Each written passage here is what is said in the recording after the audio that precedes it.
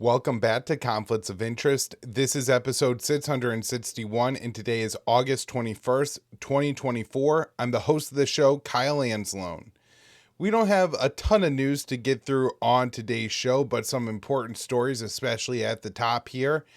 But before we get into the news, I need to mention the sponsor of the show, and that is the Expat Money Summit 2024, which is the world's largest offshore event, and is taking place entirely online from October 7th through the 11th.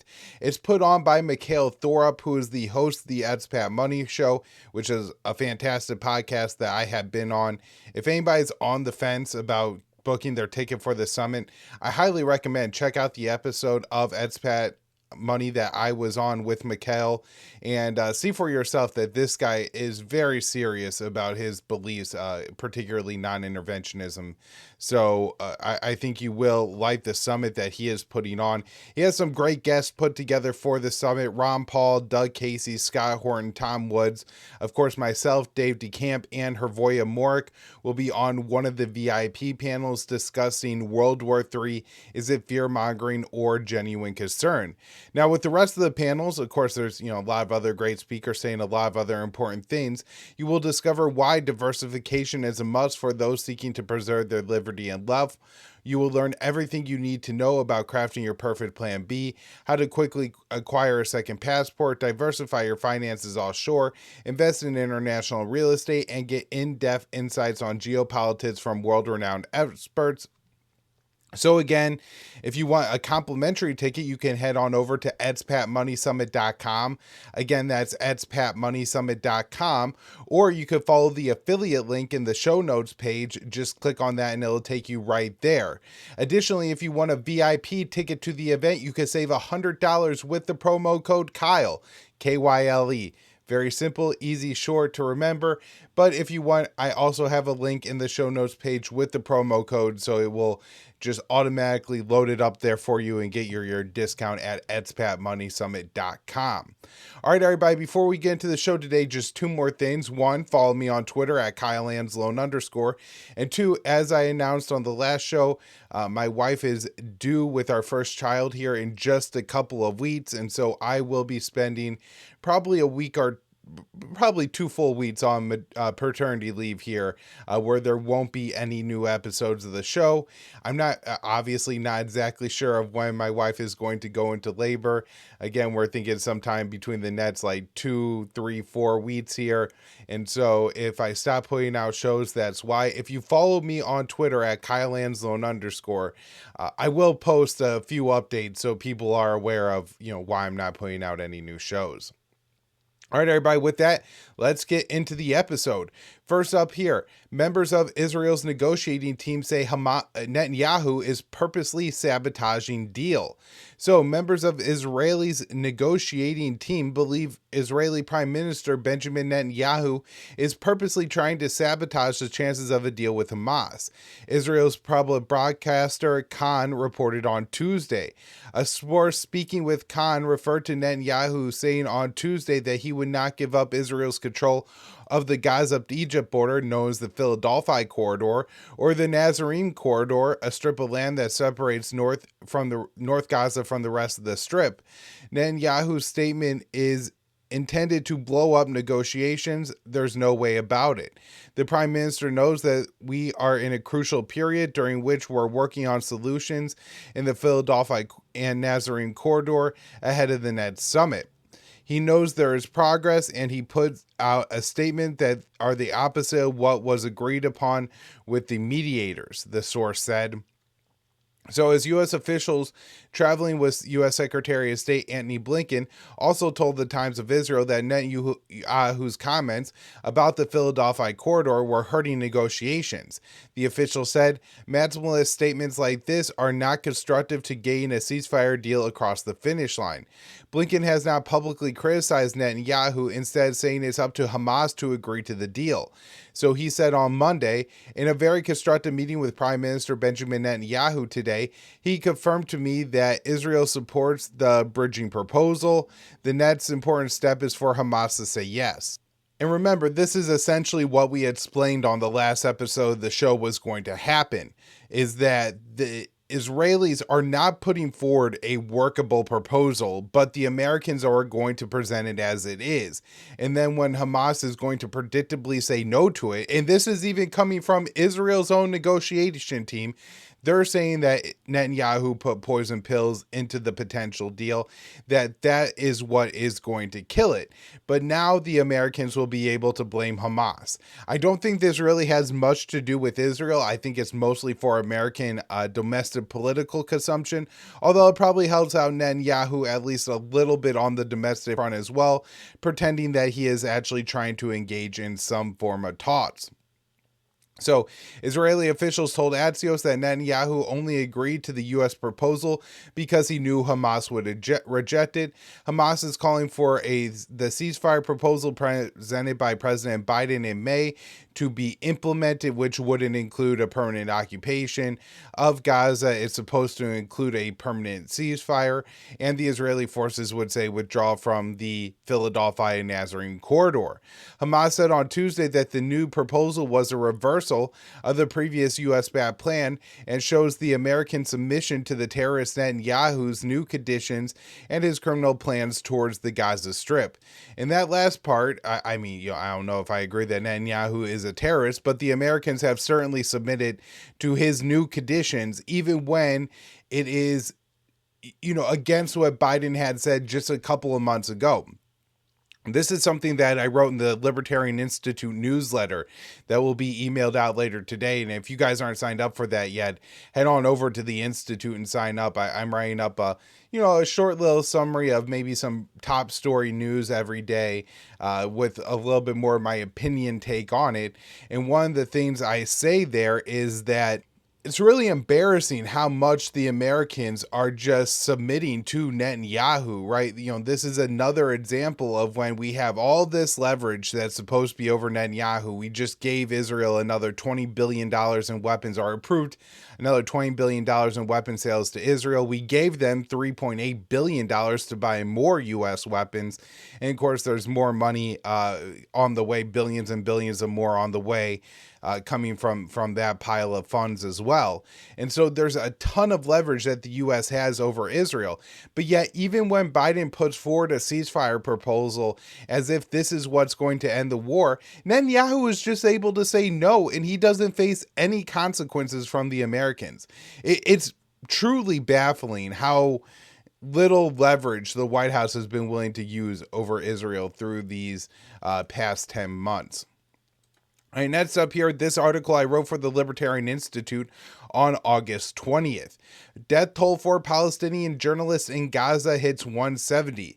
So a journalist was killed along with 11 other Palestinians by an Israeli strike on a Gaza school, pushing the death toll for members of the media in Gaza to 170. On Tuesday, Hazam Abdul Raham Murhada was killed in Gaza City while sheltering at the Mustafa Hef school. Al-Mayadeen reported that 11 other people were killed due to the bombings, and as many as 20 Palestinians remain trapped under the rubble.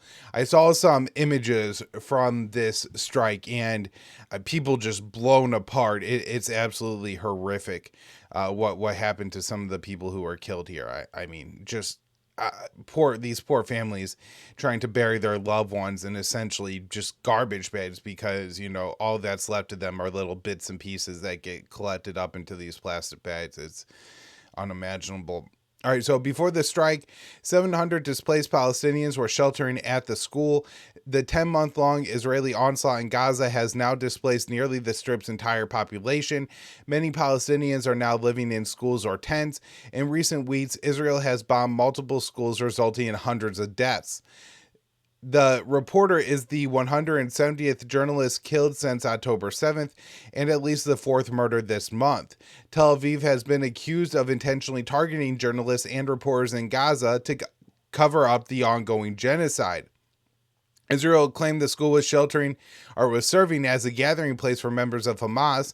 Tel Aviv has often used this excuse when it bombs clearly designated civilian targets, such as hospitals, schools, and aid convoys.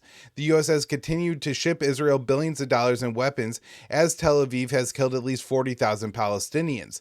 The White House has often repeated Israeli claims about Hamas using civilians as human shields in Gaza.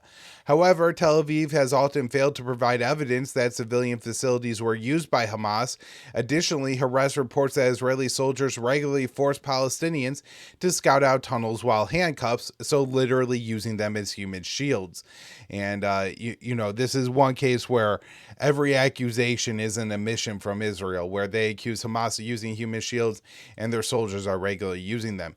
In fact, when Israel uses human shields, Palestinians as human shields, they're literally replacement for the Israeli dogs that they would send into the tunnels when they have more dogs. But unfortunately, they have lost just so many during this 10-month conflict. All right, next up here, Dave DeCamp, antiwar.com. Israeli military recovers 6 bodies of Israeli hostages in Gaza. The Israeli military said Tuesday that it recovered the bodies of 6 Israeli hostages in the southern Gaza city of Khan Yunis. According to Ynet, initial findings show that 5 of the Israelis were killed as a result of a nearby Israeli airstrike. The strike caused a fire which flooded the tunnel where they were held with carbon monoxide, killing 5 of the Israelis and Hamas guards that were holding them. The other hostage was shot, according to the autopsy. According to Axios, there are now 109 hostages remaining in Gaza, but about half are presumed dead. In response to the news of the 6 bodies being recovered, a group representing hostage families called for a deal with Hamas. The immediate return of the remaining 109 hostages can only be achieved through a negotiated deal. The Israeli government, with the assistance of mediators, must do everything in its power to finalize the deal currently on the table, a statement from the hostage families and missing forum said. And of course, we know that Netanyahu is actively working to do the opposite. So one of the fathers of one of the dead hostages that was recovered said he and all the hostages could have been brought back. Netanyahu chose to sacrifice the hostages. Karma will judge him and he will pay for it big time.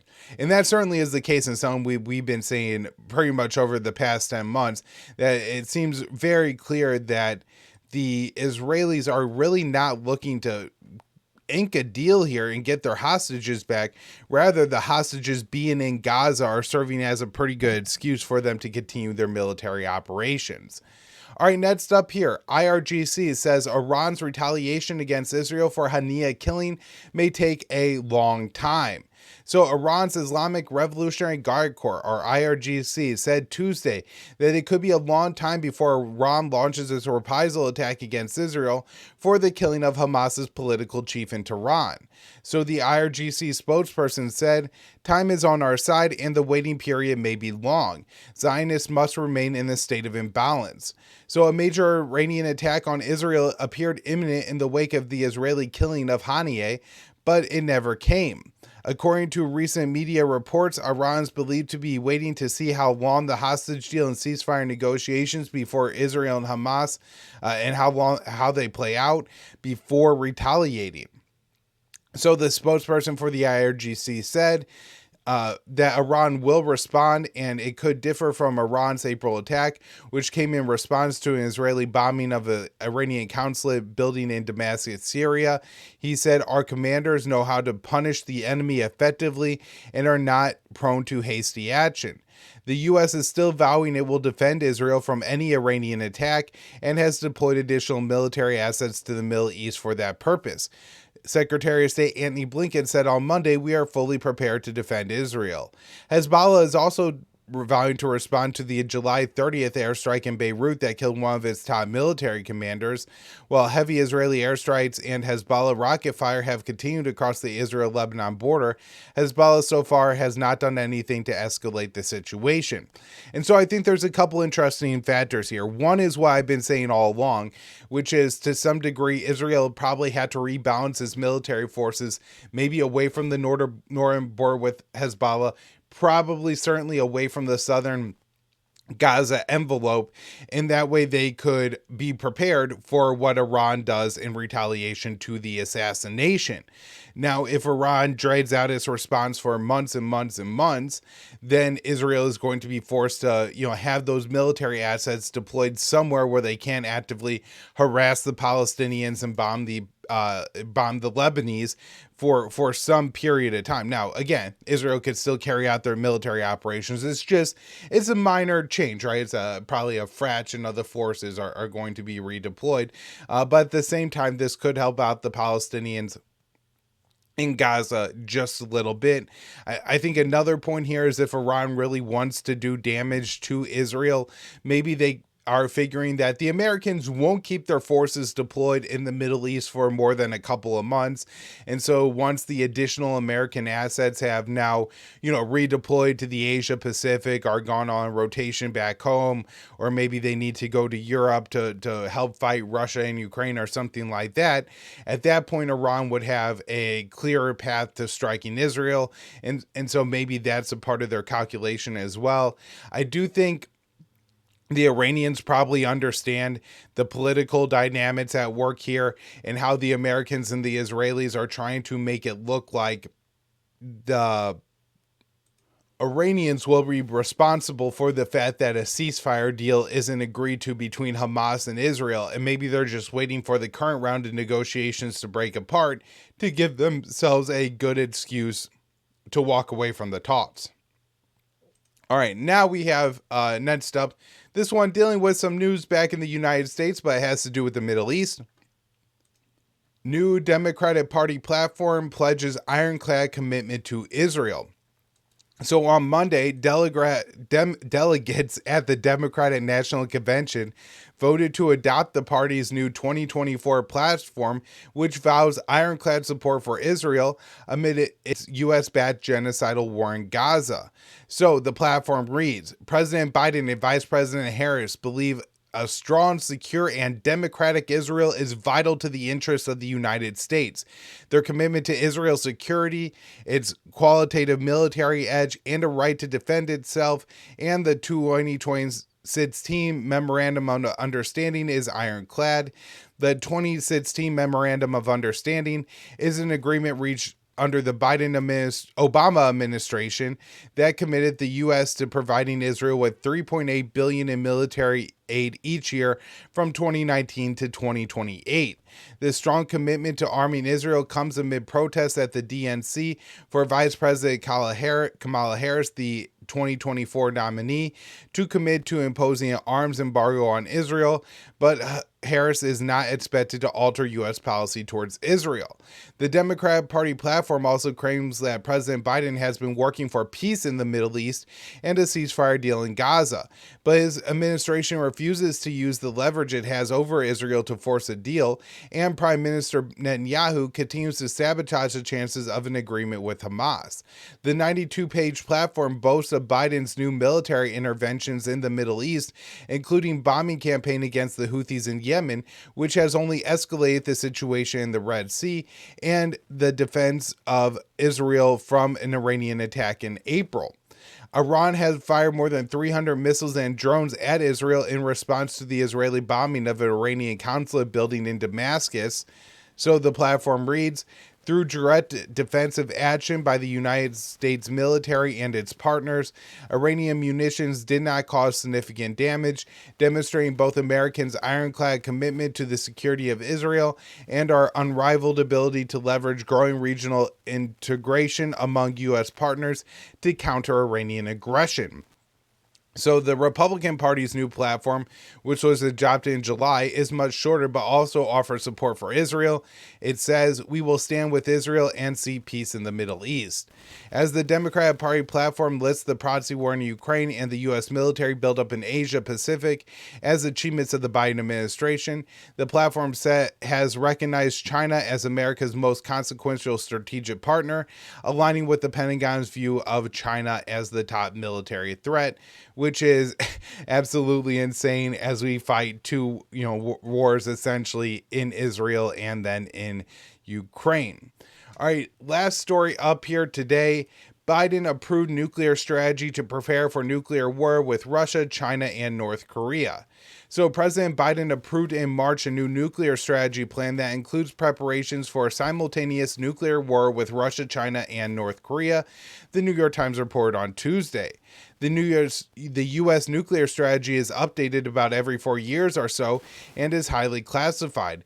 The Times described the new strategy as the first to examine in detail whether the United States is prepared to respond to a nuclear crisis that breaks out simultaneously or sequentially with a combination of nuclear and non-nuclear weapons. U.S. officials and a U.S. official and arms control official on the National Security Council have made public comments about the changes to the strategy. One official said in June that the new strategy emphasizes the need to deter Russia, China, and North Korea simultaneously. The strategy also focuses on China for the first time, as the Pentagon has claimed that China could increase its nuclear stockpile to 1,500 nuclear weapons by 2035. Current estimates put China's arsenal at about 500. China's arsenal is still just a fraction of what the U.S. and Russia possess. The State Department said in July that the U.S. has 5,748 warheads, including 200 that are retired and waiting dismantlement. According to the Arms Control Association, Russia has 5,580 warheads, including 1,200 that are retired and waiting dismantlement. Russia has 1,549 warheads that are deployed, and the U.S. has 1,419. The New START treaty between the U.S. and Russia caps the deployment of warheads at 1,550. While the treaty has broken down due to tensions over the war in Ukraine, both sides have committed to staying within the deployments, but it's unclear if they will once the New START treaty expires in 2026.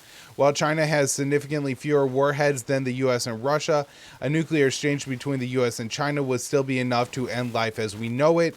Despite the risks of U.S.-China war quickly turning nuclear, U.S. officials are openly planning for a direct clash with Beijing and claim the U.S. could win. The nuclear strategy focuses on China, aligns with the Pentagon's 2022 National Defense Strategy, which names Beijing as the top threat facing the U.S., with Russia coming in second. All right, everybody, that's where I'm going to wrap up the show today. Thank you all so much for tuning in. We'll be back with more shows later in the week.